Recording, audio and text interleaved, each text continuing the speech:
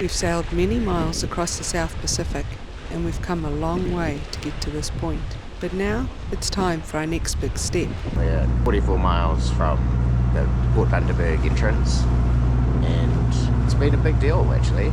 Feeling a bit emotional if I'm honest. Sailing to Australia has been the dream since day one.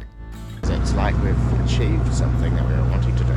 So it's like the weight lifted in a way and we can move on and do the next thing here. So yeah, it's going to take a bit of processing I think, but it's all very positive. Dreams start with talk, but they get real the second you lift the anchor and point your bow into the unknown. Our South Pacific journey has taken us through 4 countries, dozens of anchorages and some of the most stunning water on earth. New Zealand's coastlines, Fiji's reefs, Vanuatu's raw beauty and New Caledonia's pristine lagoon. It's been unbelievable. But now it's time for us to head west. So it's Sunday the 14th of September. It's about 4:45 in the morning and we're just getting the boat ready, final preps to head off to Australia. So just started the engine, we're on a mooring, so we'll be letting that go soon, just getting the boat sorted, see how today goes. And as we point our bow towards Australia, we leave the South Pacific behind us, but we have all of it within us. So we've been out for almost 4 hours now and Taiki's chomping up the miles. It's great. We've covered almost 24 miles and average speed 6.2 knots. The Dumbia Pass was fine really. There was a few squalls as we came through and the wind picked up and it was a bit joggly, like, you know, confused seas and stuff with the pass and wind. But now we're out well offshore and we've got about 23 knots of wind, probably like about 140 degrees, something like that, to the boat. So yeah, we're stomping along easily 7 and 8 knots over ground. It's a bit rolly because there's a 2.5 metre swell that we sort of roll off every now and then, and there's the odd wave sort of explodes on the side of the boat. So there's that going on. I think we're in for a good trip. We're off to a good start and we started off with 3 reefs in the main because I was a bit concerned that it might be a bit windier, but we shook that out not long after leaving and we've got a heavily reefed Genoa. So the boat's pretty flat and just moving along nicely. So yep, that's the first part of the morning done and we'll see what else happens today. Here on night watch, it's basically 11 o'clock at night on day 2 and interesting trip so far. It's been quite a big swell combined with a sea state, sort of 2.5 to 3 metre seas, and then today it came time to line up to go through some seamounts towards the end of tomorrow. So these are like mountains or big banks on the bottom of the sea that jut up and you have to be quite careful about how you cross them because they can really interfere with the sea state, make things uncomfortable or dangerous. So it's been a big focus of this watch that I'm on, is just figuring out exactly where to put ourselves. One issue we had because of the waves I mentioned, if we came too far close to a beam reach, quite big waves crashing on the side of the boat and even water coming into the cockpit. Probably hit about 15 centimetres, 20 centimetres of water depth across the cockpit floor at one stage. So it's a bit of a balancing act, and we've actually I had identified 3 crossing places that we could cross this range of seamounts, and the southernmost one is too much. It's just pushing too hard to get there and too rough. The next one is the one we're going to do, I think. The next one north, and so we're still 126 miles away from it. But we're pretty much on a deep forward reach to get there, and we've actually dropped the head sail altogether because we couldn't keep it open, and so we're just running with a double reef main at the moment, and so the speed's taking a bit of a hit. We were going really fast for now, probably maybe still averaging 6 knots hopefully, but yeah, it's quite a big lead in for this, just to make sure we pass through these seamounts in a area. The trench we're going to go through is about 2 kilometres deep. so I'm hoping that that's going to provide suitable depth for us to get through without feeling the shallows too much, which will be on either side of us. So it's what's been occupying me on watch.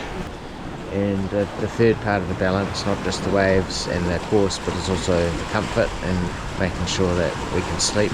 It's not too rolly and not too noisy. Mainly it's the motion of the boat. The other side of it is the swells. Forecast has just continually decline now for the rest of the trip. So we're at about 2.5 to 3 meters at the moment, but the modelling shows that those swells every day basically we lose 0.5 metre of swell. So as the days roll on, the swell gets better, more comfortable, which makes a huge difference to everything really. It's not really the wind that's the problem, it's the swell. The wind's probably 25 to 30 knots at the moment, but it's really the swell that dictates what the boat does and how it feels. So we've got a really good outlook in terms of the forecast. We've got these winds, they'll drop off. There's 15 knot winds forecast and then light entry into Australia. So sea state and weather is good. It's in a nice position to be in to know that it's only going to get better as time goes on. So that's good.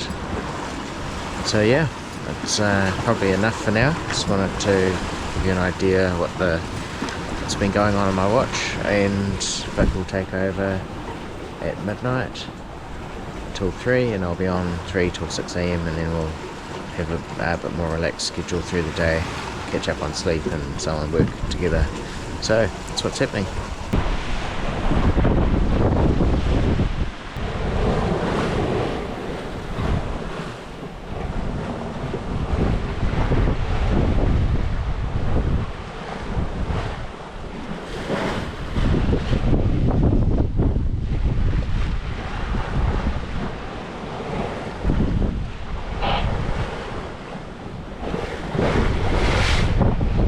So we're the second day into our passage between New Caledonia and Australia.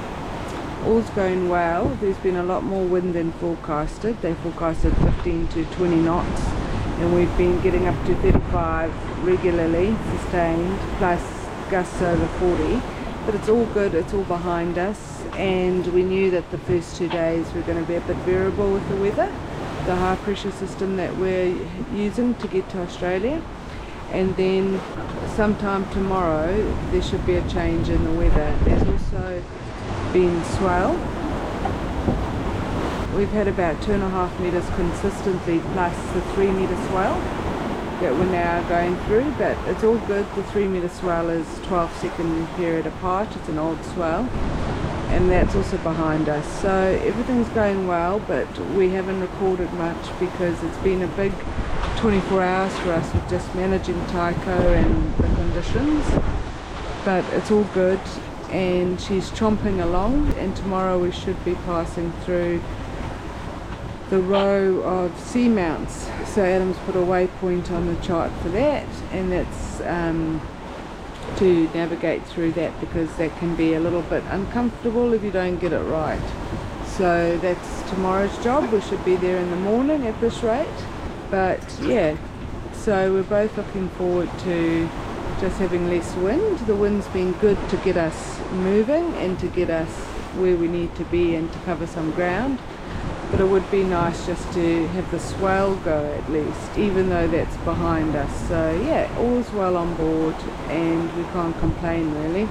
As I'm filming the waves here, you'll see a big one suddenly hit the side of the boat. When that happens, it can push Tāiko off course. Not the hydrovane rudder, but our main rudder, and she'll start to round up a little.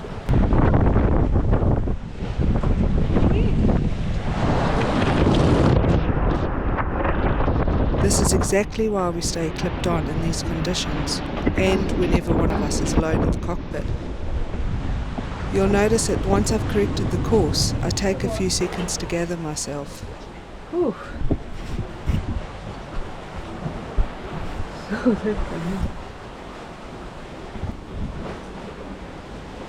Wow. That was big.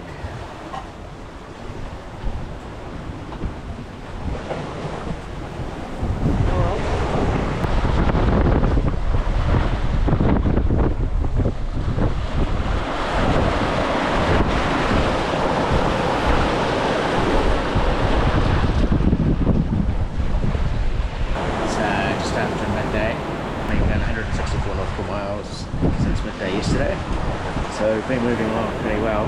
And conditions wise, the wind's probably still around the 30 knot mark average.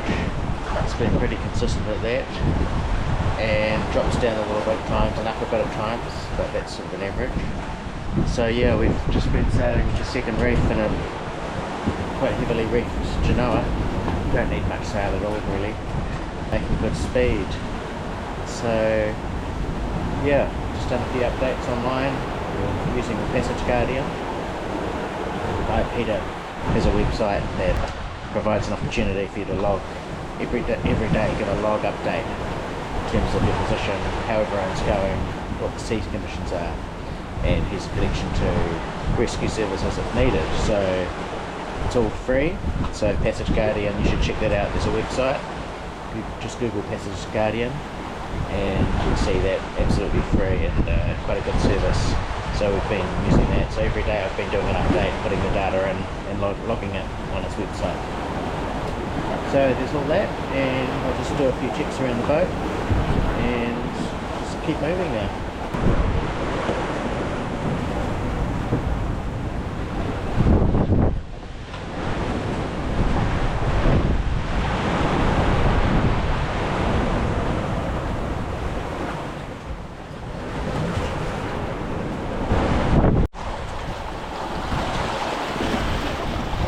So after much anticipation, we're just approaching the seamounts, and the alignment wasn't quite right, so we jibed across a bit further north and then jibed again.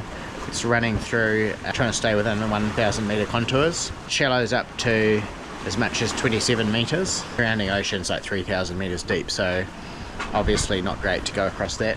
So we've been putting in an effort. We've slowed right down for a whole day now just to get the alignment right, and we're getting there. So there's nothing really to show you because it just looks like ocean, but I'll show you the chart plotter. So this is our course where we've been, and this is the first jibe and the second jibe, and then this is the channel really that we need to come through, and there's shallows on either side, and this roughly marks the halfway position between New Caledonia and Australia. So once we get this, the wind's forecast to lighten about midnight, which isn't, I mean, we need the wind, but we'll take what we get, and hopefully we can get the head sail out, get some speed up and get going again. We've done the right thing, just treat this thing with respect. You never know what to expect, and going through the deepest water we can find is something we've chosen to do. And yeah, it's going to be sundown soon. It's 4:30 in the afternoon, so we'll just make the most of the daylight and see what night watch brings. Just coming between the two seamounts now. No, so I was wondering why our course was deviating off to starboard, and there's 1.5 knots of current pushing us onto the far seamount. I'll show you what that looks like.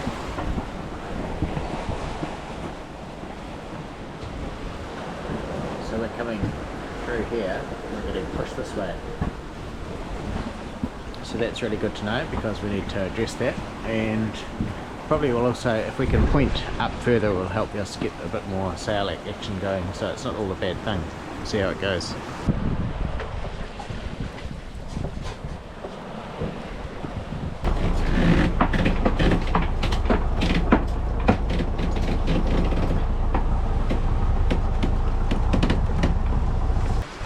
Everything's good. We've just put up the full main for the first time on the trip, so full sail up, and we're having just to tack our way into Australia, but it's all good. It's a beautiful morning out, fishing line's out, so we know there'll be zero fish. Anyway, we'll see how we go, but it's a nice day and we're moving along under sail. We've got about 290 miles to go, so still a fair way to go at this point, and we're hoping to get in tomorrow, so we just need to get the speed up. Free flowing, sailing with the wind, not knowing. Just heading into the final island sea for the trip, and it's been a bit of a windless couple of days after a windy start to the trip, so things balance themselves out. but we've been struggling with current actually, mostly these last couple of days. We've been doing only 5 knots or so, but now we're getting within 90 miles of Fraser Island, Australian coastline, and we're doing 7.5 knots over ground. So we've picked up this favourable current, 7 to 8 knots over ground. So incredible what difference that makes. So the sun's just going down. The sun's actually already gone down, just the light dying now. We're going to be entering shipping lanes probably tonight, so we'll see how that goes. But yeah, tomorrow we'll be entering Bundaberg and dropping the hook, clearing it on Saturday with the officials. So it's been good. Still no fish though. So we're just entering the shipping lane now, and so far so good. We've got a pretty good separation, but there's going to be quite a bit to look at tonight, I think. On the side, these are AOS targets. This is us, we're crossing across, and the ships are going north and south. I just want to explain to you about AIS.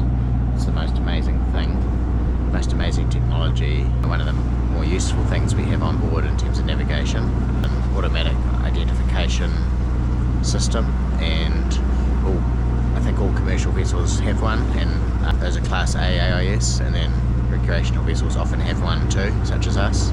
It's a Class B. And so if I show you our chart plotter, you can see the AIS targets, as they're called, which are other vessels, including us, and it's typically based on their GPS position, their GPS transmission, and it's transmitted locally with it via VHF. So from our vessel, we can see the other AIS targets that are within VHF range. Another way of doing it, sort of like over the horizon AIS, where for example Predict Wind offers that, and it doesn't rely on VHF. I'm actually not sure how that all works, but it gives you a much broader range. So right now we're approaching this shipping lane, and zoom right out on Predict Wind and see that it's a shipping lane all the way to Asia and down the east coast of Australia. So it's no surprise that it's busy. Quite handy because you can go to that one and look beyond our VHF range. It's a bit like crossing the road, right? It's like, okay, where are the cars, where are the gaps? What are we going to do? When do we go and when do we give way? So I think it seems useful to me to use the over the horizon AIS, really helpful, so that you've got more than just your VHF range, because these ships, one of them is 300 meters long, 50 meters wide, and doing 12 knots, and just have to really super seriously careful around that. So as much warning as possible of where they are and where they're coming from, where the course is really helpful. Also, so it'll give you the closest point of approach, and so that means it's projecting out based on our course and speed and their course and speed as to how close we'll get. It's looking like identifying potential collisions essentially, or how far off a collision, and then we have a system, we can set a radius on our boat. So if we're going to come within X distance of another vessel, we'll get an alarm go off, an audible alarm on board, make sure that we're aware of what's happening. So that's really helpful. But yeah, we can see for other vessels that have AIS, particularly the commercial vessels, whether they're at motor, whether they're at anchor, what speed over ground they're doing, what their course is relative from us to them. So we can use a compass and take a magnetic bearing on them and basically project out with a compass as to confirm which vessel we're looking at, which is useful. Also there's a call sign usually, so we can jump on our VHF radio and attempt to call the vessel directly, and that way we may do that tonight, let them know our intentions, let them know that we intend to give way and pass them to stern, or whatever the plan is. Just communicating can be quite helpful, take a bit of stress out of it, I think. So yeah, I just wanted to say that's a really important tool, and nights like tonight, it's completely crossing a really busy international shipping lane, and just to have that technology is really reassuring. Yeah, so we'll be keeping a careful watch as well, but to be honest, can't see any of these ships at the moment, and there's 4 of of them out there right now, so to know where they are, how fast they're going, and to be able to contact them is pretty solid gold. So yeah, so just approaching the shipping lane now. This is how it's looking. So the purple lines, the shipping lane, this is us. Yeah, heading across the street. And on the chart below, you can see there's the traffic. So this is us, and there's a ship coming this way down the screen, another one down the screen.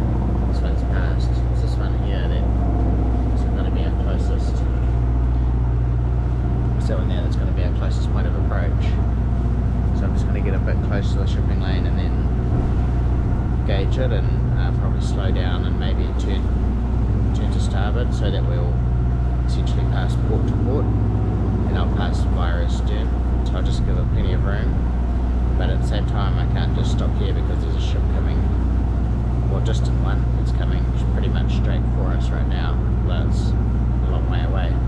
So I'll just keep moving and judge how to pass this, give way to this ship that's going to pass in front of us within the shipping lane. So definitely give way to it. Just finally got a little bit of wind too, so got about 13 knots apparent now, starboard quarter. So we've got the secondary fin still, so I just let that out. So we're doing the job nicely, just pushing us along a bit. So still motoring, but got a bit of sail assist, which is nice. So if we need to slow down, I can pull back on the engine and just slowly sail, and I can easily turn to starboard so that we pass the ship port to port. So just push on a little bit further.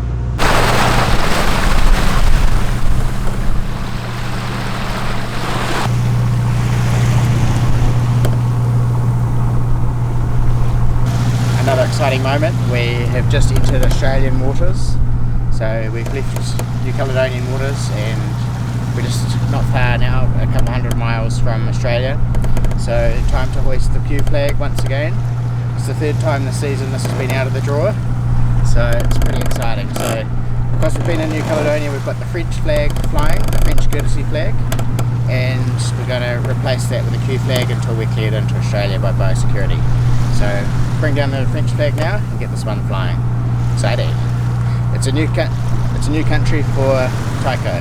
So this is her fourth country that she's been to.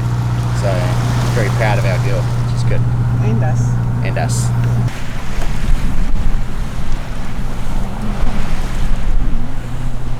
It's a miniature French flag. Really small one. That did the trick.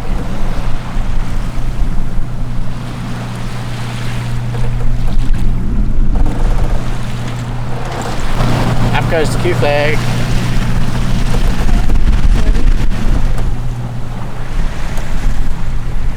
I'm super excited about getting to Australia on a boat because I really like Australia. It's a cool country, really interesting country, but we've got our home with us, so what better a combination, you know, it's cool.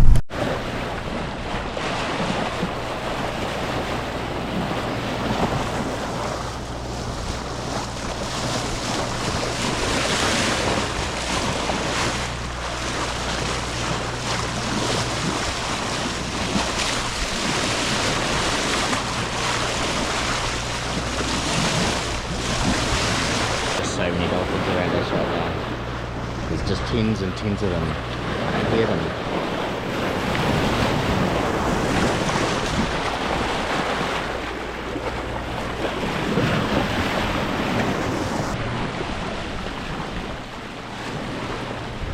Well, they're all leaving.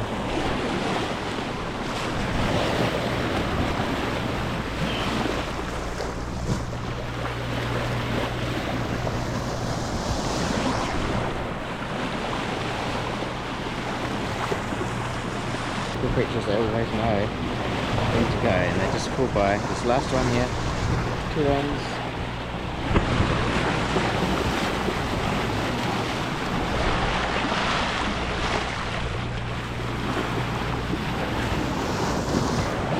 Just like that, they're all gone. Amazing. So we have just turned final waypoint. Fraser Island, and we're 44 miles from the Port Bundaberg entrance, and it's been a big deal actually. Feeling a bit emotional if I'm honest, because it's been a number of years coming, and there's been a lot gone into this, and we've finally done it. So yeah, it's pretty cool.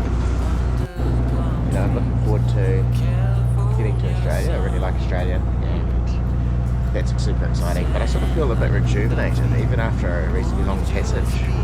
You know, this morning it was a long night, I was dodging ships overnight, but I feel rejuvenated because it's like we've achieved something that we were wanting to do. So it's hard to describe, but it's like a weight lifted in a way, and we can move on and do the next thing here. So it's going to take a bit of processing, I think, but it's all very positive. Time to enjoy some morning coffee and get going. Now my memory slowly coming back, cracks a smile upon my face, but then it all turns black. Something about We've been here a short time, and Australia's really proving to be a wild place. We're just coming along, and there's all this coral spawn on the sea. Watch this.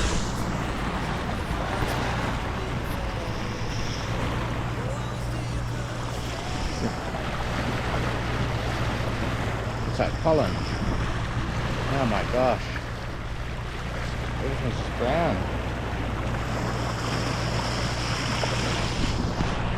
And it's all around. I think we're in for a wild ride in Australia. I do. We've only just really come into coastal waters in Australia, and in the last few hours we've seen a massive pot of dolphins came riding the bow wave, like the water was thick with them. Several whales in the distance. One Vic saw it completely jump out of the water, and it was its tail splashing and things.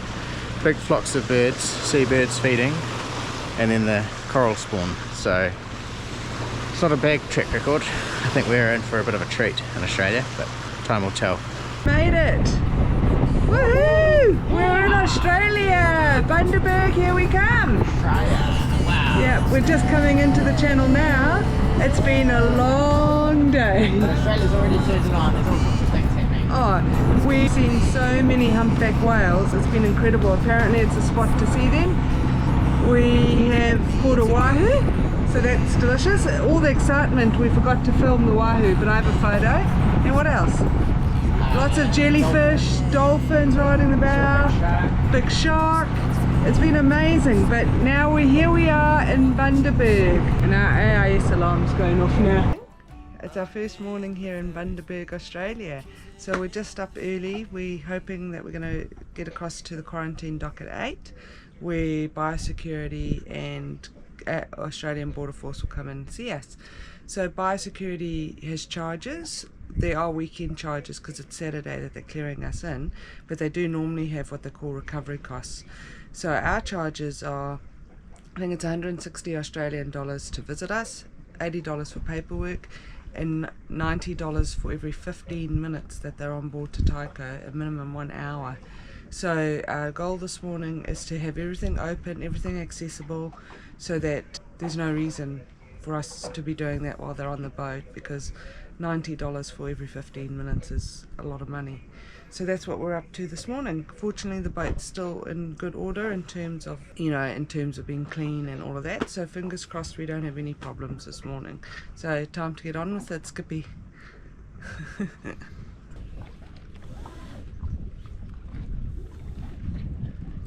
Happy moment.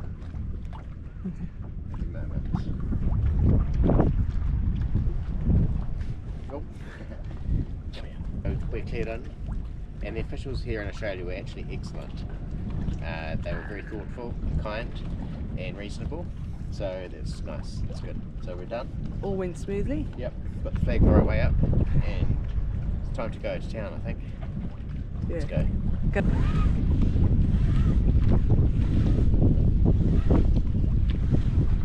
Here we go. Beam on. Nice.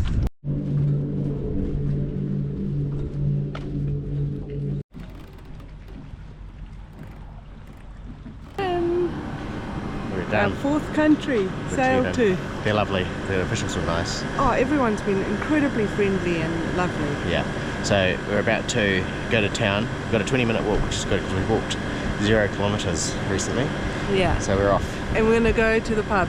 Yeah, we're done. We're going to go get a beer. We're done now. Let's just go. We're so tired. All right. And just when we thought the adventure was over, Bundaberg delivered.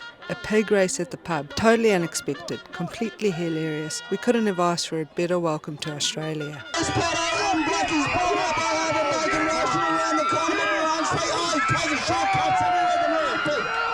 There the originates snap bar, pulled up the gate for us, and Santa's taken away. The pig's in front, the orange has got the inside line, then we've got Maroon coming up the outside. Here we go. I'm just split to some funny looking people doing. Up over the back of Maroon. Look at the Maroon pig go.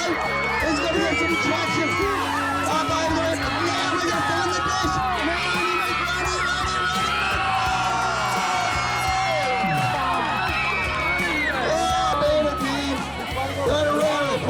Seven barrel race bids, guys. Rightio. Go grab yourselves a drink, something to eat, collect your money if you want. Thank you for watching and for being part of this journey with us. It's taken 4 years to reach Australia and we're still taking it all in. And to our Patreons, your support means the world. Thank you so much for helping us get here.